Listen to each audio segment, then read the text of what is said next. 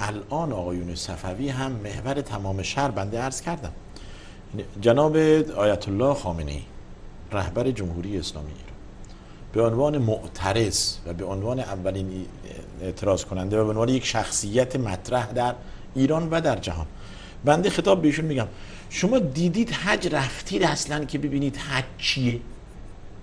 جناب آقای خامنه‌ای شما رفتید حج؟ شما میدونید مکه کجاست؟ جناب آیت الله خامنه‌ای شما میدونید کعبه کجاست؟ شما کعبه رو دیدید اصلا؟ مسجد الحرام را به چشم خود دیدید؟ منی و عرفات را دیدید؟ میدونید منی یعنی چی؟ میدونید جمرات یعنی چی؟ میدونید شیطان بزرگ و کوچک یعنی چی؟ میدونید مزدلفه کجاست؟ خبر از این چیزا ندارید، چون خود نرفتید و ندیدید و اعتقاد ندارید به همچون چیزی. ساکت بشید، لااقل سنگین تره برای شما. جواب منو بدید، یه نفر جواب منو بده. آیت الله خامنه‌ای رهبر جمهوری اسلامی ایران مکه رو دیده تا به حال؟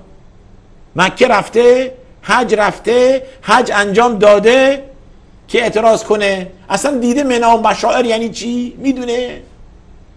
سالها بعثه مقام معظم رهبری، خود رهبر ندیده، اینجا نیومده آقا، نمیدونه حج یعنی چی، نمیدونه مکه کجاست، کعبه رو به چشم ندیده، ولی ادعا ماشاءالله هر چی بخوایی.